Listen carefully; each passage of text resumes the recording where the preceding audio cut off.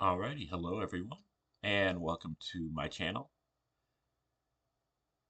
We do educational videos, and we try to check out great theories and discoveries and concepts that you're probably not familiar with because they've been suppressed. Things that the powers that be um, don't want you to know about. But things that if you did know about them, they would make a big impact on your life in terms of your spiritual, mental, and physical health. Today is our 366th Bible Decode. So we've been looking at things that your priest or your pastor, your rabbi, don't want you to know about. And we've looked at the Bible in many different contexts through many different lenses or ciphers or, methods of decoding. Today, we are continuing our look at the work of Kersey Graves. He's got two books that we're going to look at. The first one is called 16 Crucified Saviors. This book came out in 1876, and as the title suggests, he goes over 16 or so, or really just goes over as many as he uh, as is relevant for the particular chapter um, of really similarities between um, the Gospels and more ancient sources, particularly from the Far East, India, China, but also Egypt, Mexico, and other far-flung places that are kind of more random. But he looks at details of um, these stories that also are repeated in the Gospels. And again, all of these stories are from earlier time periods, earlier than the Gospels. So um, if there is any uh, copying going on, it's from these stories to the Gospels as opposed to the other way around. Unless maybe there's some type of juggling or something with the copying or uh, maybe some other shenanigans that might be occurring, which is certainly within the realm of possibility. But these are things that you can't really discuss with your priest or pastor because they are kind of out of bounds. You're supposed to stay within the lines. You're supposed to stay within the Gospels, you know, um, and in particular, you're supposed to stay within certain verses of the Gospels, the sanctioned verses, and they don't really discuss certain other ones because they might be a little bit more embarrassing. Um, Anyway, we're about to start chapter 7 here, which is called Angels, Shepherds, and Magi Visit the Infant Saviors. In an age when gods and men were on the most familiar terms, and when the character of one furnished a transcript for the other, and when each consented to act a reciprocal part towards ever elevating, honoring, and glorifying the other. The birth of a god or Messiah was, as a matter of course, regarded as an event of sufficient importance to attract the attention of the great ones of the earth, and even the denizens of heaven also. And hence we find it related in the history of several of the God begotten Saviors of antiquity, that as soon as they were born into the world, they were visited by, quote, wise men from a distance, or magi, as they were called by the Persians and the Brahmins. And in some cases, they were likewise waited upon and adored by the neighboring shepherds shepherds, and even celestial spirits are reported in some instances as leaving their star-gilt homes to wing their way to the humble mansion, the rude tenement containing a newborn God, that they might honor and adore the Savior of men, the Savior of the world.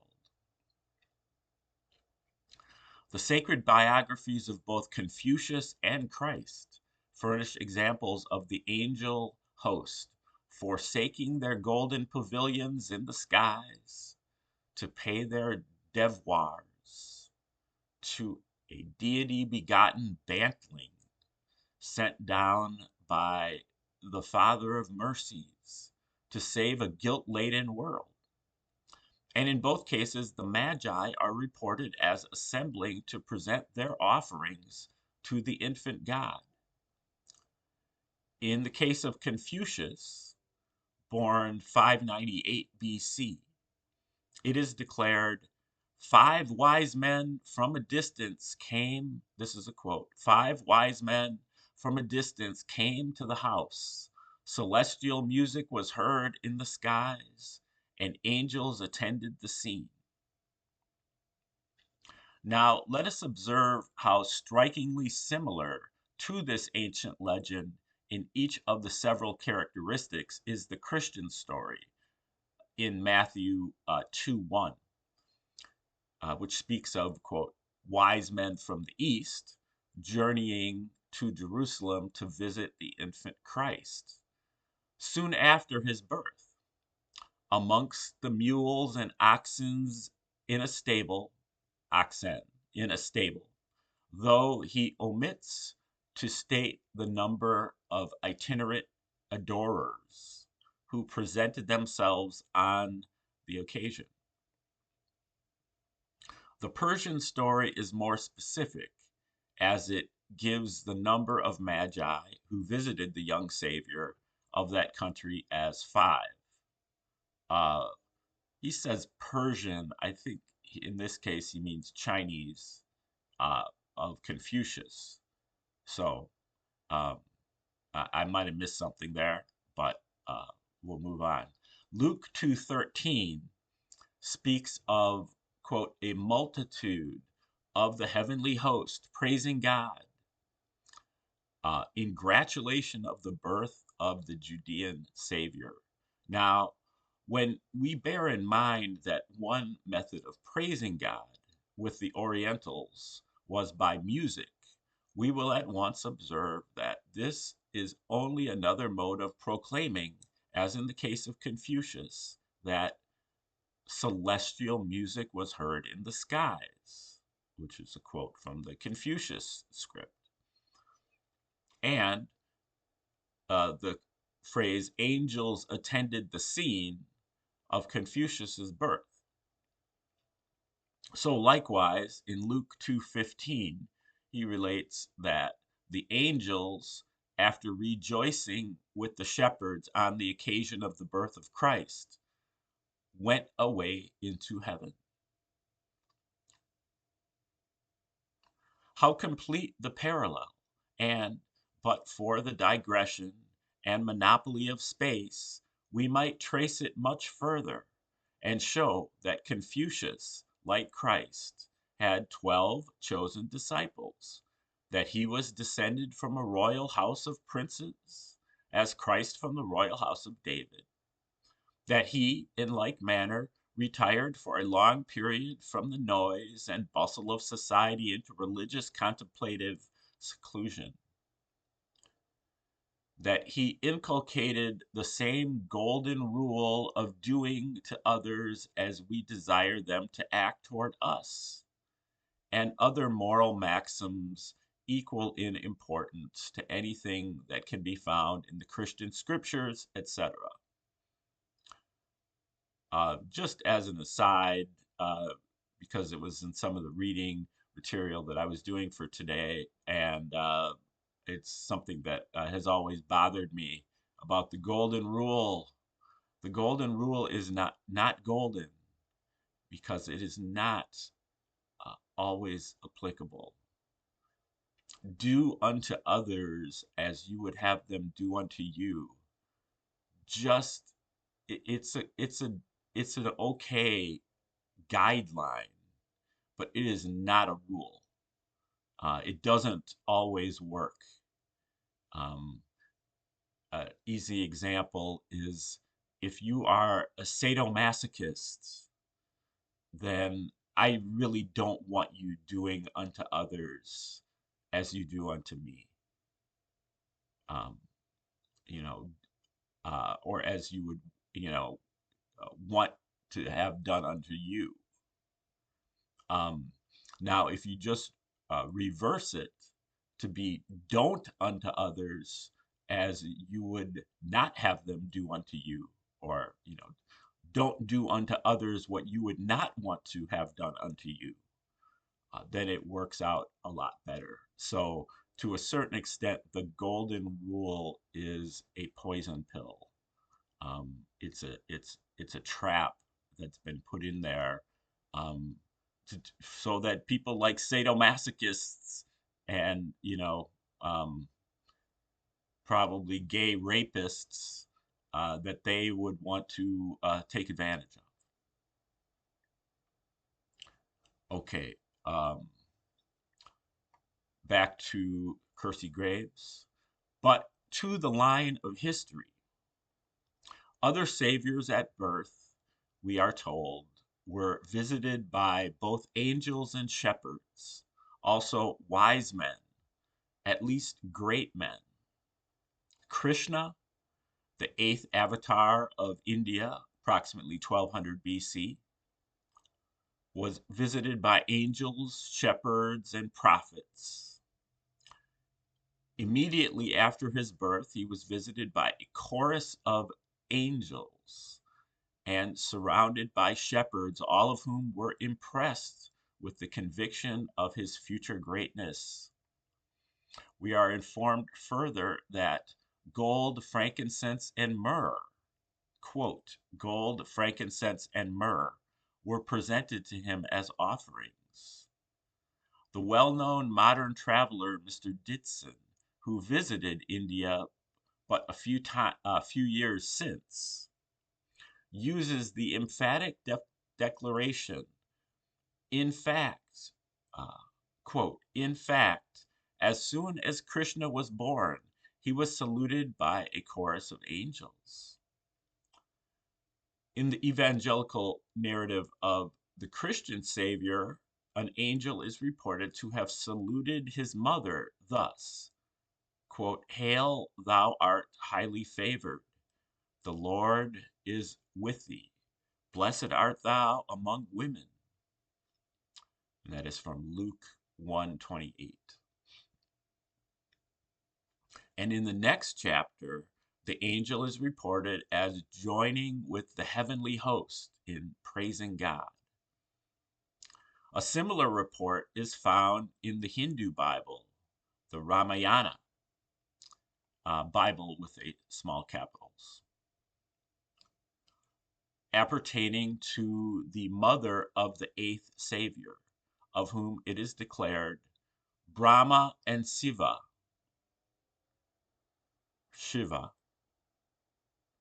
with a host of attending spirits, came to her and sang, In thy delivery, O favored among women, all nations shall have cause to exult.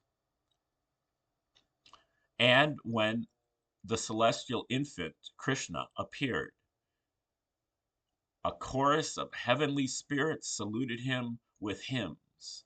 The whole room was illuminated by his light, and the countenance of his father and mother shone with brightness and glory. Their understandings were opened so that they knew him to be the preserver of the world, and they began to worship him.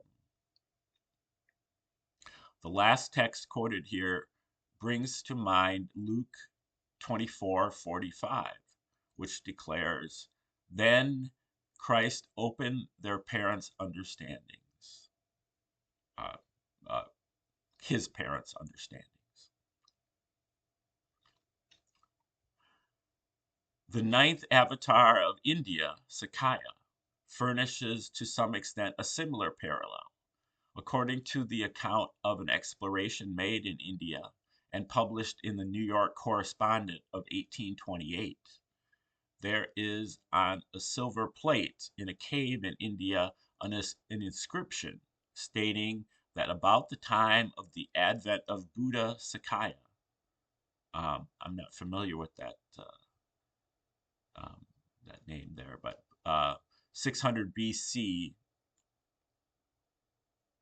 um, a sate in the woods learned by inspiration that another avatar, or Messiah, or Savior, had appeared in the house of Raja of Lilas, learning which he flew through the air to the place, and when he beheld the newborn Savior, he declared him to be the great avatar, and that he was destined to establish a new religion. We next draw on the history of Greece. It is authentically related of Pythagoras, also born about 600 BC, that his fame having reached Miletus and neighboring cities, men renowned for wisdom, wise men, came to him to visit. In the Anacalypsis by Godfrey Higgins, we are told that Magi came from the east to offer gifts at Socrates' birth. That was about 500 BC, I believe. Um, came from the east to offer gifts at Socrates' birth, bringing gold, frankincense, and myrrh. End quote. The same kind of offering as that presented to the two divine infants, Krishna and Christ, according to their respective inspired biographers. And the legend of Mithra of Persia might also be included in our category of comparison if we had space for it. All the four saviors last named are reported as having been honored and enriched with aromatic offerings at their respective births.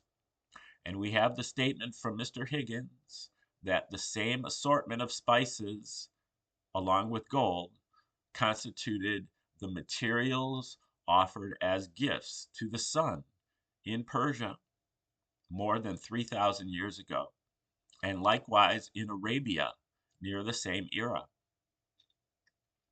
And it may be stated here that an ancient historic account of Zoroaster of Persia, much before that,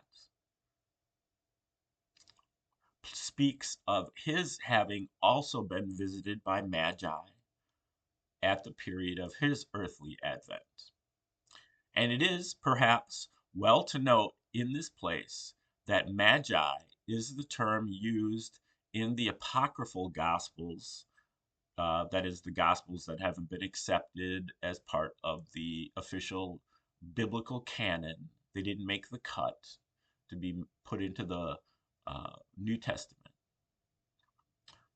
Many of them were discovered in Egypt in 1945.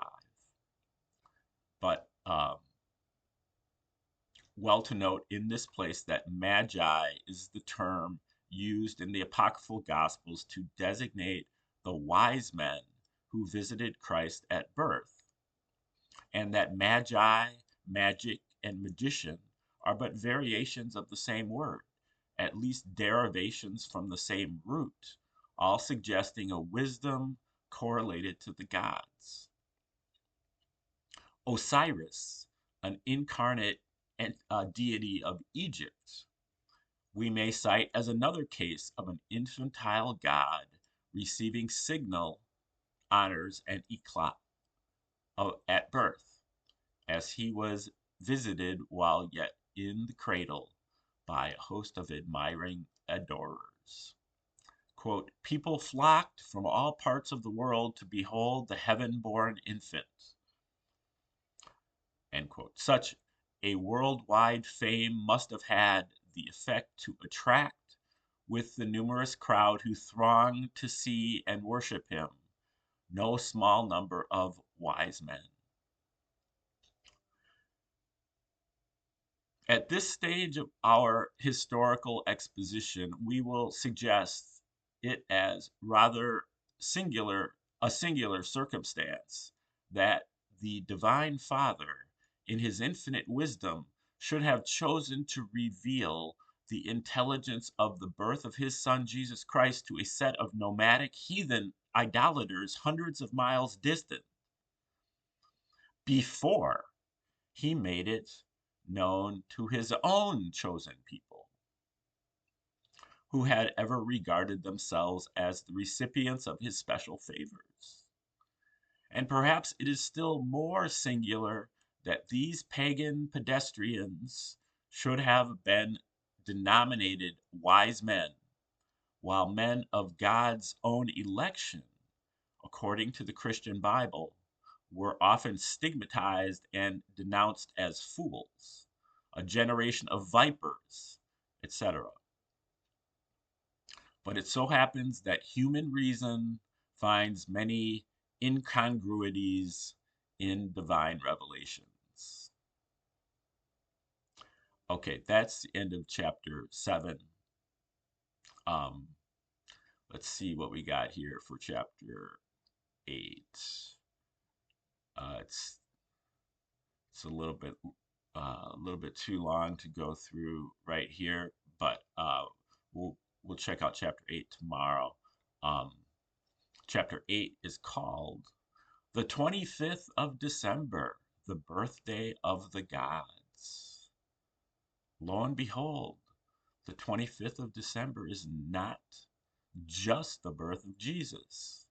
There were other gods born also on the 25th of December. That's what we'll learn about tomorrow in Kersey Graves' 16 Crucified Saviors. We'll check that out on Bible Decode number 367 tomorrow. Today is our leap day, number 366. And thanks for tuning in today. Like, share, subscribe, and comment. And come back tomorrow so that we may um, get further into things that the powers that be do not want you to know about. But if you did, they'd make a big impact on your life, your physical, mental, and spiritual health. And otherwise, have a wonderful day.